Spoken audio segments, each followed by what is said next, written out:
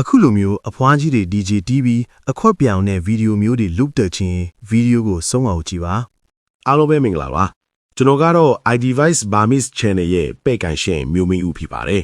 ပထမဆုံး browser ကိုဖွင့်ပါပြီးရင် browser ထဲမှာ Gemini Enterprise လို့ရိုက်လိုက်ပါပေါ်လာတဲ့ Gemini Enterprise ကိုနှိပ်လိုက်ပါ Start 30 days trial ကိုနှိပ်ပါပေါ်လာတဲ့ email address ထဲမှာ Gmail နဲ့ဖြစ်ဖြစ် Tab Mail နဲ့ဖြစ်ဖြစ်ထည့်လိုက်ပါကျွန်တော်ကတော့ကျွန်တော်ဖန်တီးထားတဲ့ IDB mail ကယူလိုက်ပါတယ် mail ထည့်ပြီးရင် continue with email ကိုနှိပ်လိုက်ပါ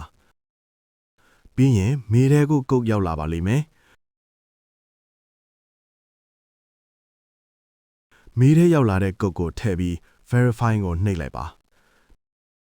ပြီးရင်ကိုနာမည်ပေးပြီးအောက်ကအကွက်ကိုအမှန်ကျစ်ပေးပြီး agree and get started ကိုနှိပ်လိုက်ပါအခုဆိုအကောင့်ပွင့်သွားပါပြီ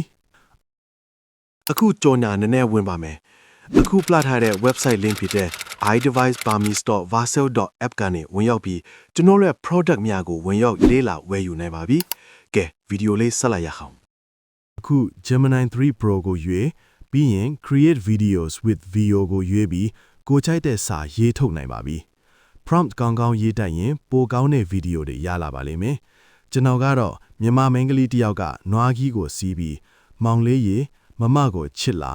မမကိုချစ်ရင်မျက်စားပြပါမောင်လေးလို့ပြောနေသည်ဆိုပြီးရိုက်ထည့်လိုက်ပါတယ်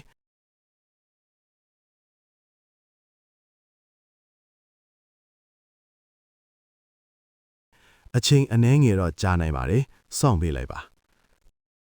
ကဲအခုဆိုဗီဒီယိုလေးရလာပါပြီအောင်လေးရေမမကိုချစ်လာမမကိုချစ်ရင်မျက်စားပြပါမောင်လေးရေမမကိုချစ်လာ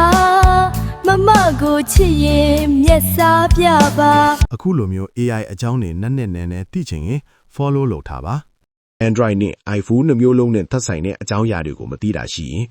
iDevice Burmese Messenger မှာလာရောက်မေးမြန်းထားနိုင်ပါတယ်နောက်ဗီဒီယိုတွေမှာပြန်တွေ့ကြမယ် bye bye